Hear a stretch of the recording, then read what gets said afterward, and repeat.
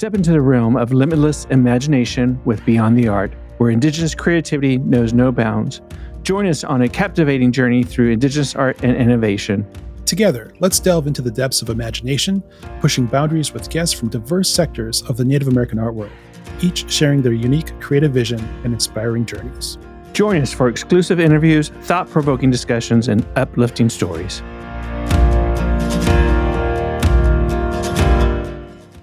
Well, welcome to Beyond the Art, wherever you are in the world today. Today we have with us Crystal Worl. I'm your host, Craig Beaumont-Flynn. Hello, and I'm Joe Williams. How are you today, Crystal? I'm doing great. Thanks for having me. Absolutely. It's a pleasure to have you on the show with us today. I'm going to start off with a bit about your background. If you can tell us about your journey and how you became an artist. Great. Shall I introduce myself? Sure. Okay, great. Kakia yuchat duasak yesh ayachat shukahadi nechatsati afna dakahidi yeshit shangukhwedi yadi ayachat konana nechatsati.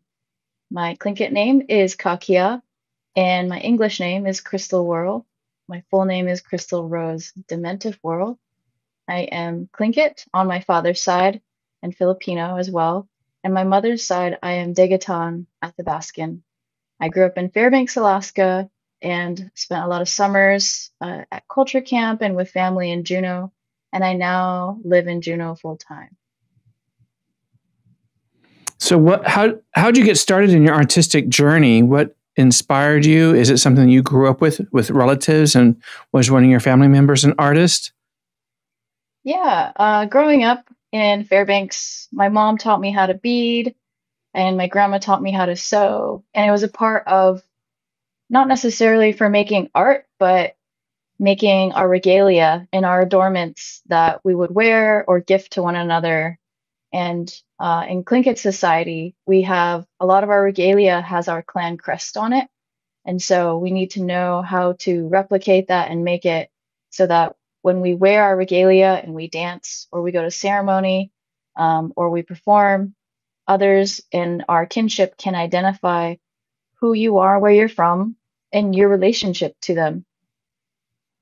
Very similar. Go ahead. Our kinship is in Tlingit society is based on two moieties. There's raven and there's eagle. And underneath those moieties are subclan. So when I say yich ayachat, I'm saying I'm from the raven moiety. Shukahadi nechatsati, I am from the Sockeye clan. And so it's a matrilineal society. And so you are born into your mother's clan, or if your mother is not Tlingit, like my mother, you are adopted into the opposite clan of your father. And so our society heavily relies on balance. And so eagle and raven are considered opposites. And the subclans, what we like to say is taking care of our opposites. So our society is based around how do we take care of our opposites? How do I take care of my cousins, my father, and my relatives who are on the eagle side? Because that's my responsibility as a raven. And vice versa, as an eagle, you have responsibilities to take care of the ravens. Wow. Crystal, you have a rich cultural history as a Tlingit and Athabaskan. How has your heritage influenced your work? Well, growing up, we had to know who we were, where we came from, how to introduce ourselves in our language, and what does that mean? What are our relationships to other clans? And when it comes to creating art, is it respectful? Do you have permission? You know, because some designs do belong to clans, some stories do belong to specific clans. And so when I'm creating and designing, I use formline design. And formline is specific to the Pacific Northwest Coast tribes, Tlingit, Haida, and Tsimshian. And you may recognize it on totem poles, canoes, long house fronts, on our chilkat weaving robes, a lot of our carvings. That design is known as formline design. And so a lot of majority of my work is form line design, but I do incorporate a lot of beadwork, floral patterns from my Degaton side as well. And it's a really fun opportunity to mesh the two, but also have access to modern day tools and supplies and an unlimited color palette with today's technology and methods. And really, I'm doing what the ancestors have always done, in it being innovative and adapting with the times, but still carrying on our traditional values, our knowledge through our storytelling and through our art, which is passed on from generation to generation. I did have, I have a lot of mentors in my life, including aunties and uncles, grandmothers and mothers and fathers, and siblings and cousins who not only taught me about the philosophy and the kinship of the ways of our life, but also how to live off the land, subsistence, and to do it sustainably and respectfully, and also passing on the art. One of my mentors was Robert Davidson. He is a well-known Canadian Haida artist based in BC, Vancouver. And I spent 3 years with him off and on studying the principles, that what he calls the ABCs of form line design, because there are many principles and there is a structure to creating it. You can think of it like taking a geometry class, but way cooler. Fantastic. Well, you kind of just led me right into your next question. Well, I have another one. How many clans are in Tlingit society and culture? That's a really cool question. I don't know the number because I still learn about new clans every once in a while that I didn't know existed. But the clans Tlingit tribe is about over 30,000 people strong, and we span from Southeast Alaska to the various villages all over into BC. And then there's even interior up into the Yukon area, the interior Tlinkits, and then all the way down towards Seattle, Washington. There's a lot of Tlinkits have migrated down that way for trading, job opportunities, and because Seattle has an abundance of urban life and opportunities for our people. Correct. Well, as I mentioned, you just told us a little bit about your 3-year apprenticeship with Robert Davidson. How did that experience shape your understanding and practice of Tlingit and Haida design? Yeah, it was a really amazing opportunity, and Robert's become a really good friend to me. I consider him an uncle. He's really taught me so much, not just about the art, but the philosophy that comes with it and the parallels it can have to the everyday, day-to-day life. When it comes to self-care, caring for my opposites, family, and people, other people, and also when it comes to harvesting, he taught me a lot about balance within the art and how it parallels with balance in our lives. And it's just this really beautiful value because it can be applied not just to art, but everything else in my life. I try to apply it to having good work ethic, being a good businesswoman, being a good human, being good to my neighbors. But yeah, it was incredible experience working with him because I did 5 days a week, full days, so 8 hours a day. And it was in his studio. It's a full-time job. Yeah, it was a full-time. And he had me work with his paintings while he was carving on one of his pieces or carving a totem pole.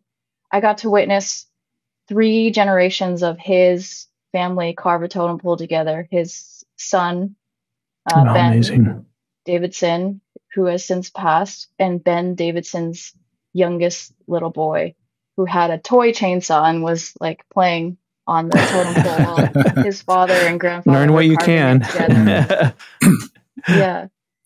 So it was a neat experience, and it was a lot of time and space that I had to learn It was a very quiet studio. Sometimes he'd play music with his old tapes.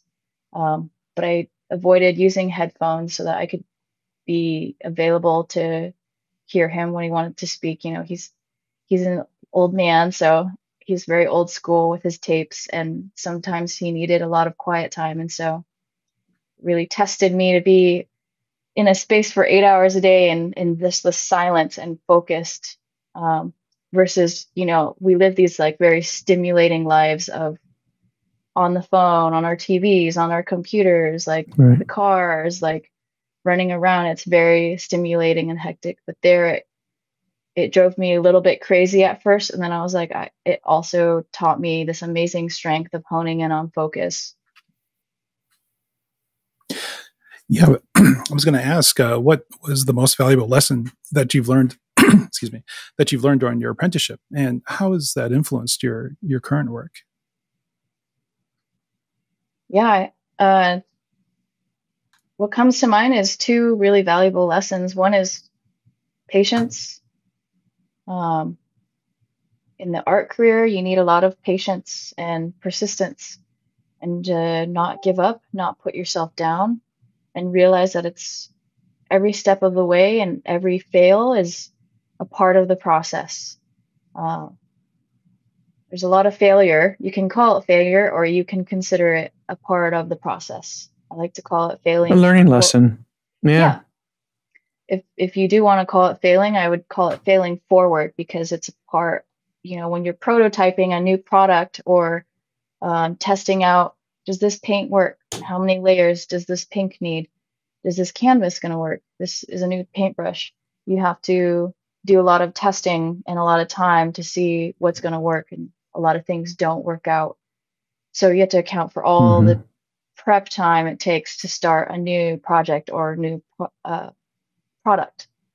I switch between project and product because I'm a business owner that like manufactures products and designs them, but also I'm an artist. So I'm juggling these two things, and I'm also living in two worlds, the modern and the past, and what does that mean now?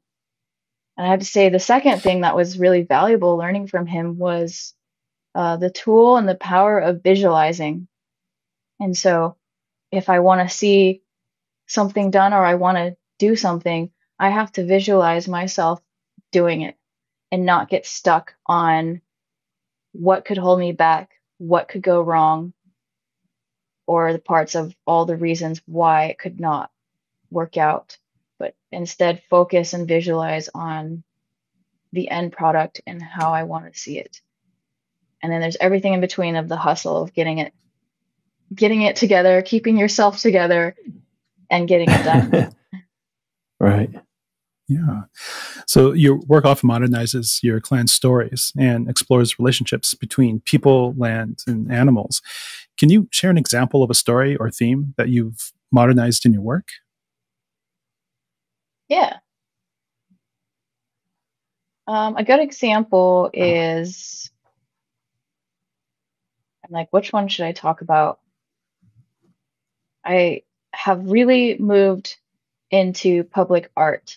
That includes murals, decals, and paint applications to moving vehicles and transportation, and also murals on basketball courts.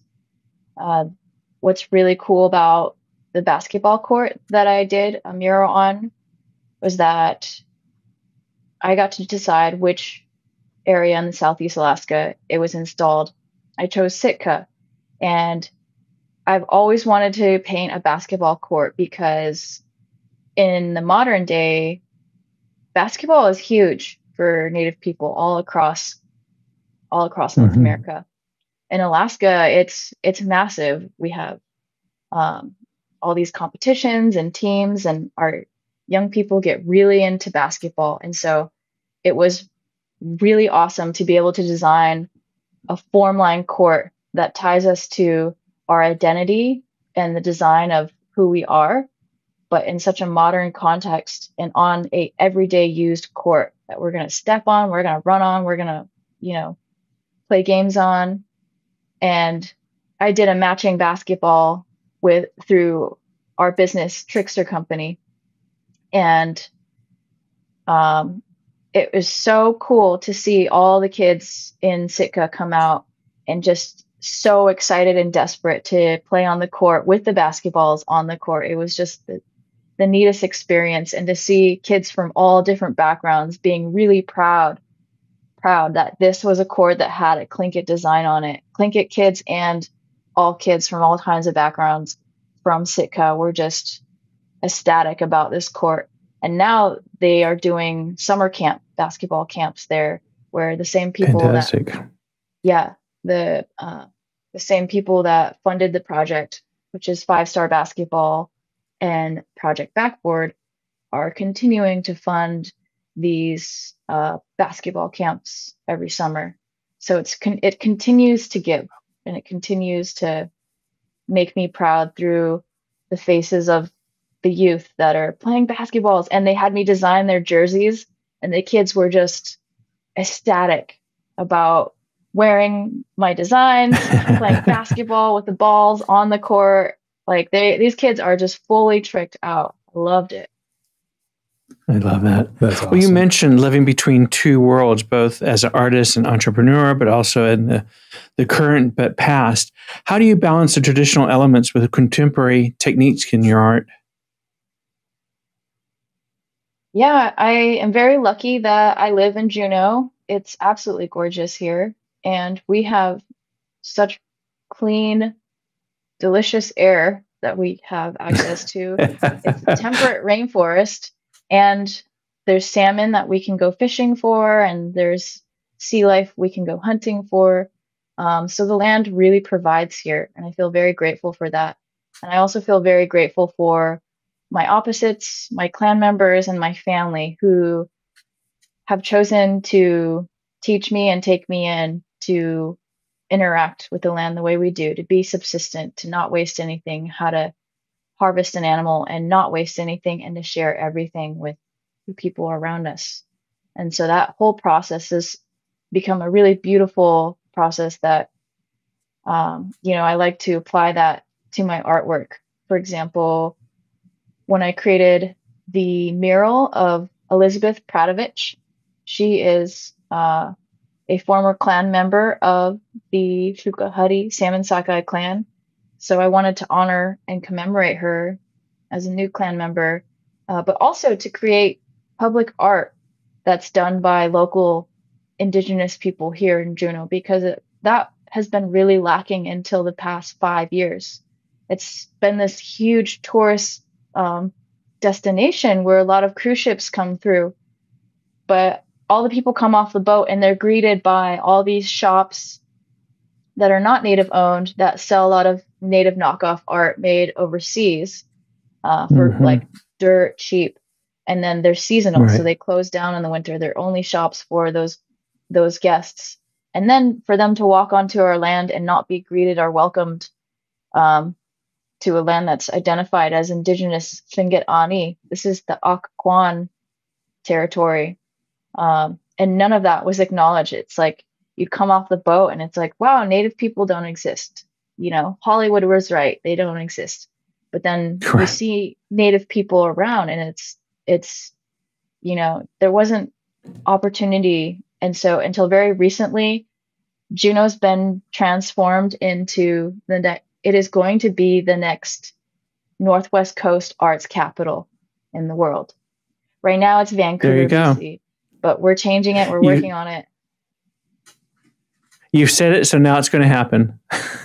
Yeah. Well, it's not just me. There's so many artists working together to do it. There's the new arts campus where they're teaching traditional Pacific Northwest Coast arts. There's all sorts of new buildings that they commissioned Native artists to design. And it was actually my older brother, Rico Worl, who got me into public art. He was on one of the local arts boards, and he was really pushing to have a platform for local Indigenous people to tell their own story through the art. Because you'd come downtown and you'd see all this art, and none of it was Native, and a lot of it wasn't local. And when you come off the cruise ship, you're greeted by this very colonial style of art and architecture and history.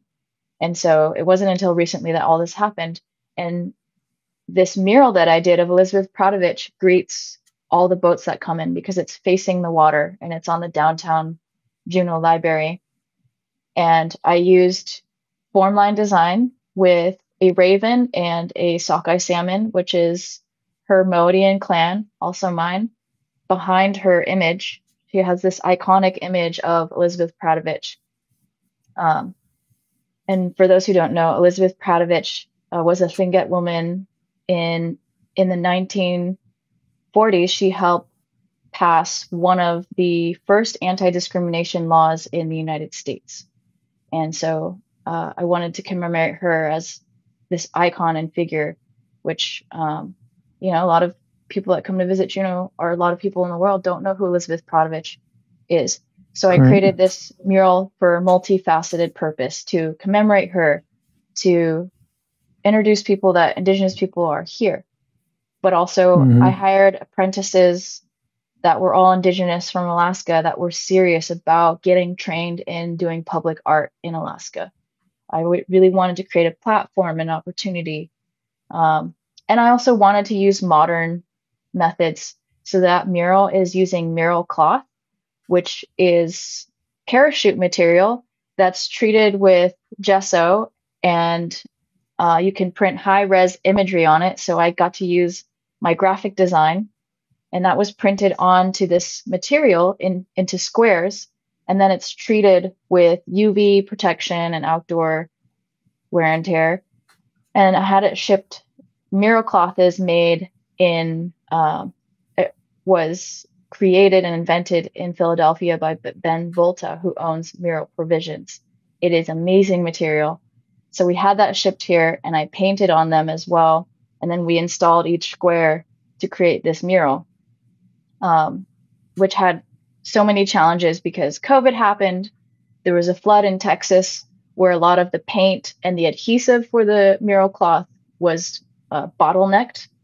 I was going to hire someone that was really trained in murals from Canada to fly over and help me install it. But COVID ended up messing that up, and Canada had its borders closed for a while. So there's all these things that were trying to stop this mural from happening. But I just kept very persistent. I was like, you know what? If it takes years to get this mural going, then it's going to take years. And a typical mural does take 2 to 3 years. One at that scale. And also doing murals in Alaska is fairly new. Doing Mural Cloth, this is the first mural of its scale done in Mural Cloth. And it's been up for about 3 years, and it looks great. Well, congrats to you on that installation. It's quite significant. And thank you for sharing. I was going to ask you about that, but you answered it before I got to it. So it's like perfect. But what was your inspiration, and how did that idea come to you to do this mural? Was there something that you read, or was it just something that you started to process in your mind, and how did it come about and actually become actuality, I guess you could say? Yeah. Well, my brother had really been encouraging me to put my foot in the door with public art, and he really helped me not to be intimidated by RFPs for public art, because our requests for proposals can be very lengthy. They're about 25 pages to 40 pages of architecture terminology and a lot of budget talk that's very fancy that the average emerging artist can be very intimidated by. And he really helped me break it down and be like, oh, it's not so scary. This is what it is. Also, a part of it is fake it till you make it. You don't know, you won't know how to do these things until you just do them. And so true. A lot of it just took a lot of, bite the bullet and do it. Like, I don't know what I'm doing, but I'm just going to do it. And a big important part of it is I had to ask for people for help. I did a crowdsourcing community fundraiser online to pay for the project. And I donated my time for the labor of designing and creating and planning and installing.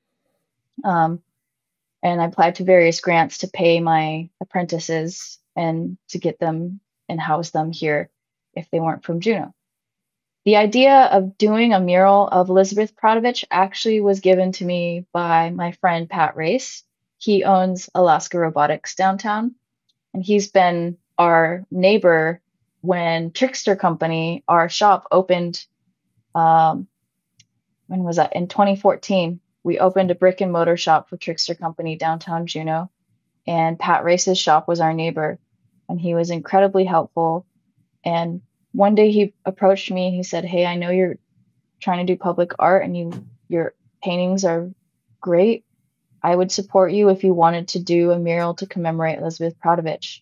I also think it's appropriate because you're of the same clan, and how neat would it be to have a Tlingit woman acknowledge and commemorate such a big piece?" And so I have to thank him for bringing the idea to me and also helping me, because he helped communicate to a lot of people through the assembly and the city, and a lot of communication that I would have certainly struggled and cried myself to sleep had I had to do it. You've outlined some really big challenges coming from this mural and putting this together. Can you talk about the rewards of being able to create such large scale public art? Sure. I'd say there's one of the best awards of creating large scale public art is that I forget how much work it is. So I'll literally work super hard, and some days I'll be really bummed about it, or it'll be a rough day, or something didn't work out, or because it's Alaska, it got cold and rainy and it made the paint run, and there's so many crazy things that can go wrong. But lucky for me, I don't have the best memory of things that are traumatic. And so, like a year later, someone will be like, "Do you want to do a mural?" I'm like, "Oh, that sounds nice." And I just totally forget. But there's so many wonderful awards of the hard work it is to do public peace, especially in Alaska. It's so hard to do it here. And I think there's so many young artists that are so curious and anxious to do the same. But when I was in high school and I was really like, wow, I would love to do a mural, but I don't know what to do, and nobody knows me or my art. I'm small, I didn't have, someone to look up to. There was very few. I looked up to John Hoover. He's this amazing artist that carved these triptych panels, and he would cast them in bronze and scale them up. He has a great piece at the entrance of the Alaska Heritage Center, and he also has one in the Egan Center in Anchorage. And I remember seeing his work and being so moved by it and being like, wow, well, he's native and he's from here and he's doing all these great pieces. How is he doing this?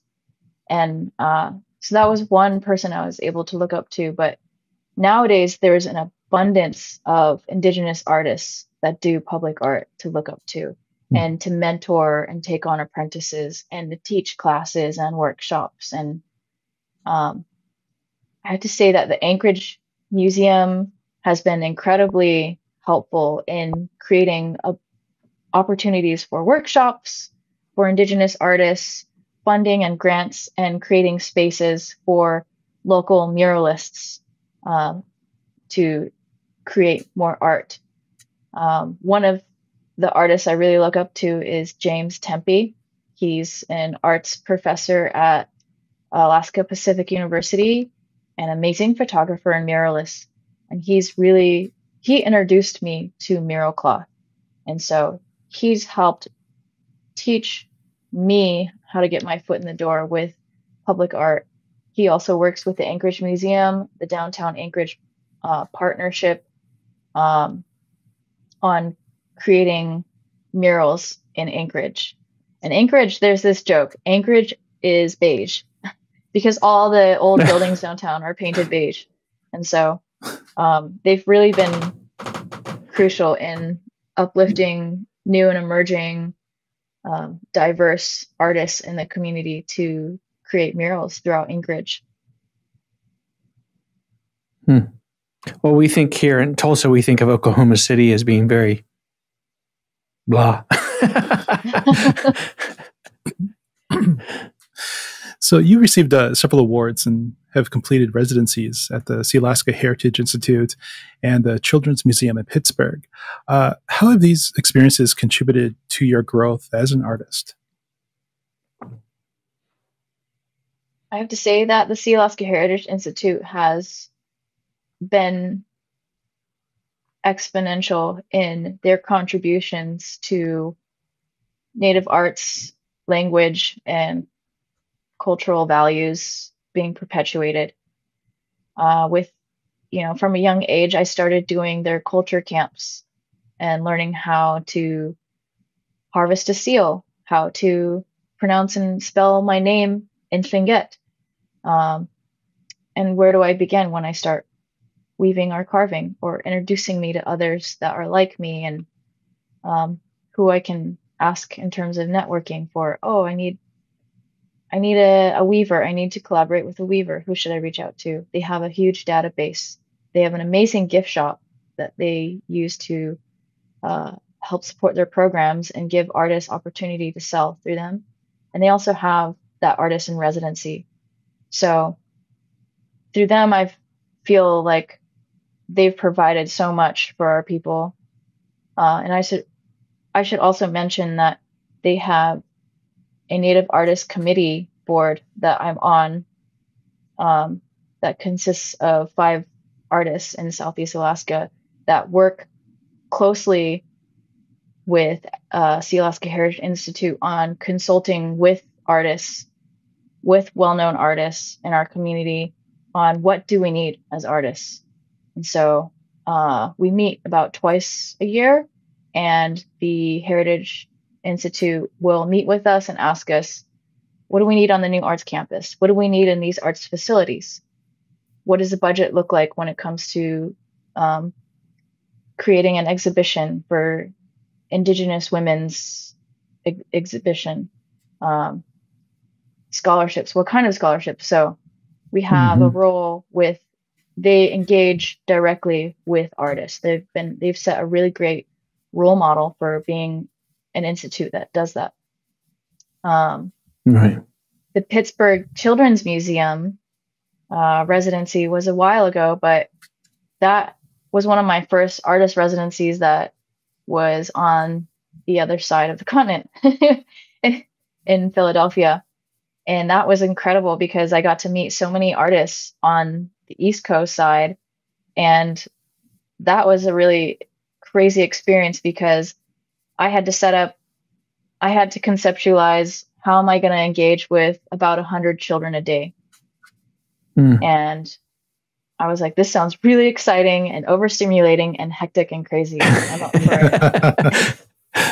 And so it really challenged me to engage, think of creative ways that I could. I ended up finding this really large roll of watercolor paper and working on this massive mural size watercolor painting, one every day, with about 100 children coming through in and out every day. And I just brought a variety of tools and supplies that were kid friendly and that I feel like I could help direct, but also not have too many things out. So it wasn't like I was overwhelmed. I'd say the hard part was the parents.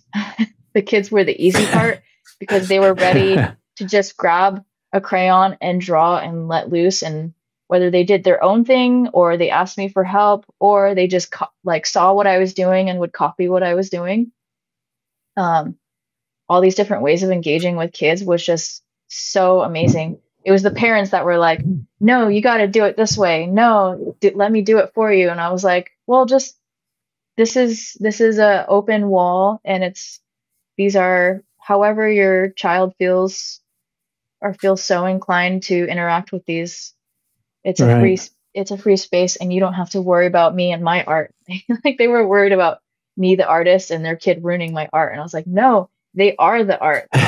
Well, that's true, great. true. I think sometimes as adults, we put parameters on, and we don't want to color outside the box. And as kids, you want to instill that color outside the box. Go as deep and as far as you want to go, because that shows pure creativity, I think.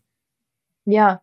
Yeah. And I think So, we're engaging with all these children really put my head in this bigger world of how children's minds work.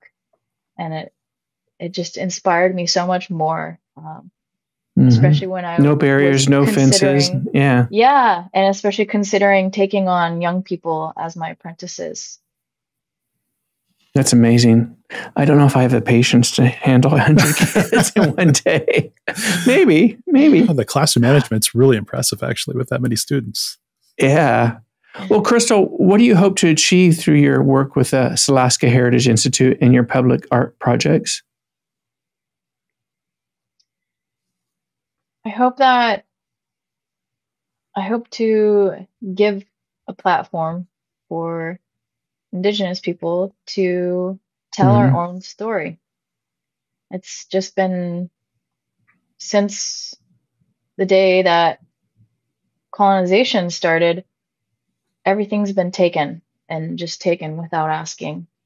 And to this day, our story has been taken and told by non-Indigenous people. And Hollywood is a very good example of creating a stereotype of Indigenous people. Or, about less than 10 years ago, if you Googled Native American, it was really old photos that Edward Curtis took of Native Americans that would come up on Google, and it wouldn't show modern day Native American people living modern day lives. And so, it wasn't until very recently in our lifetime that Indigenous people were given the microphone or given the camera or the canvas or the mural, the wall. And so it's this really, really cool time to be an artist right now, but to be Indigenous and stepping up into that field, because it's new and it's becoming a trend for brands to start carrying Native designed art and patterns and products instead of outsourcing it overseas or culturally appropriating it, which is taking designs from Native artists and replicating it without their permission or without being inclusive of Native people. And so it's becoming a trend. And that's part of my job, is working with many different brands. And some of these brands have never worked with Native people. And so I really want to create a platform for creating a future for more Indigenous artists to have opportunities to design apparel, design products, shoes, public art, creating space for us to do exhibitions around the state like any other artist can do, outside of not just Native American Heritage Month, but as contemporary artists in the day-to-day life. So true. That's the bigger picture. It's a good vision, a good picture to have. I think now is the time, as they say. It's more than just the 15 minutes, but we have a voice, and I think our voice is finally being heard, and it's coming directly from us. It's not being retranslated or reinterpreted from non-natives or non-Indigenous individuals. And I think it's also creating awareness in the world that it's cool to do this. It's not okay to appropriate or take from people. And also, like, when you collaborate with Indigenous artists, how beautiful that is. We have these amazing stories and values that could be shared with the world. And I think the world right now needs to, more than ever, learn from Indigenous culture and values on how to live more sustainably, how to be more responsible to the land, the animals, and now, more importantly, more now than ever, with how we treat other humans. Is there a collective in Juneau? Is there like a maker studio or a collective where Indigenous Native Americans come together to collaborate? And what are some of the upcoming projects or exhibitions you're excited about that is on the forefront of what you plan for this year and next year? Yeah, I think for the collective, there is a really great exhibition right now at the Alaska State Museum that has an amazing collection of Alaska Native artists that's been touring for the past 5 years about how COVID has impacted our people, but also how it's brought us closer together. There's, again, the Sea Alaska Heritage Institute and the new Northwest Coast Arts Campus. There's there's a bunch of various locally owned gift shops that are locally owned, and some native owned, some non-native, but they all work with selling local native art and not selling knockoff art. And yeah, there's pockets here and there. There is a creator space. I haven't been to it, but it's on my list. As for future projects, I've got a bunch of projects going on. When people ask me what kind of projects you got going on, it's always like, I can't even remember how to list all the things because half of it juggling?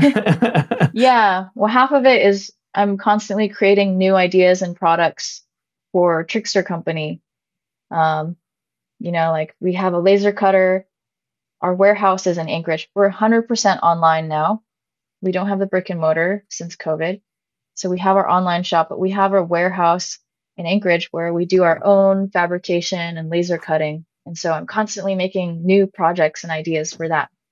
And we're a small family operated business. That's just like how many things can Rico and I put our designs on that? That's cool. It's like everything. So that's crazy. I'm always doing a pop-up shop. I juggle with art markets. So I used to do fashion shows a lot. I taken a break from that for now, but I'm starting to look that way again.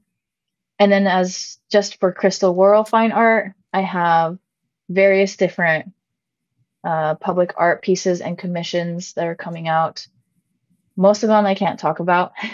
The one I can talk about is the Seattle airport has a new concourse that they're building at SeaTech. And they put out an RFP and selected 14 artists. And I was selected as one of them to create a permanent art installation for the new concourse. But it has to be made in glass. So that will be really exciting and challenging and crazy. But that is aimed to be completed by the end of 2026. Well, congrats on that. Yeah, congratulations. Thank you. That's exciting. Have you worked with glass before? I have. I did a artist residency in college at Pilchuck Glass School. And then a part of getting this RFP, they had me do an artist residency. And so it was really neat to return back there more than a decade later and be like, hey, I'm back. And then in college, I did my senior thesis, my senior exhibition in kiln cast glass with all recycled glass from the dump. I would collect glass from the windshield of cars, and I got to work at because I went to college at the Institute of American Indian Arts. It's in Santa Fe, New Mexico. There's abundance of glass studios there and glass artists. So I was exposed to a lot of that. And I really, at the time I went to college there, they didn't have an arts program, but I created my own internship so that I could work in glass. And I went out in Santa Fe and I found people that wanted to take on interns from my college. And they still have it to this day, which is awesome because now there's more and more artists working in glass. And glass is such an amazing tool for storytelling and art. That's so cool. That's really cool. You had mentioned the pandemic, and I feel like the pandemic has sort of accelerated a lot of things, a lot of processes in our lives now. And I was just wondering, how do you envision the future of Indigenous arts, and what role do you hope that you will play in its future? It's a really exciting time to be in. And it's exciting to all the new technology that's coming out with CNC, with 3D printing, laser cutting, and all this crazy cutting edge technology and unknown technology that is coming out that can be utilized to create more art, to create more methods of learning and processing. And it's just, there's such an abundance. And that's really the most exciting part about being an artist is the more I learn, the more I don't know, and the more I want to do more. There's just never enough time. I have an infinite amount of ideas and not enough time. But what's exciting is knowing that our young people are going to continue on what I've been continuing on from my relatives and my ancestors. It's never going to stop. We have always been here and we will always be here too. And it is ingrained, it is encoded in our DNA to be storytellers and to create art. We were creating before art was a word.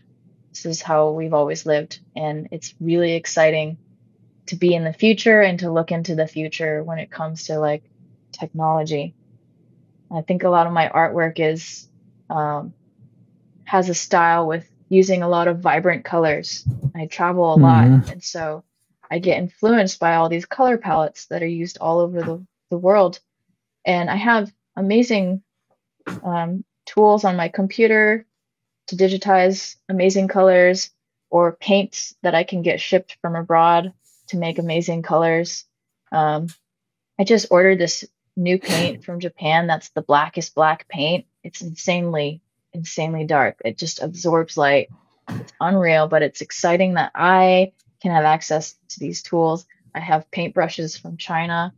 I have paper from Venice, and I get to go to Mexico and do printmaking. It is so cool, and I get to bring that home with me.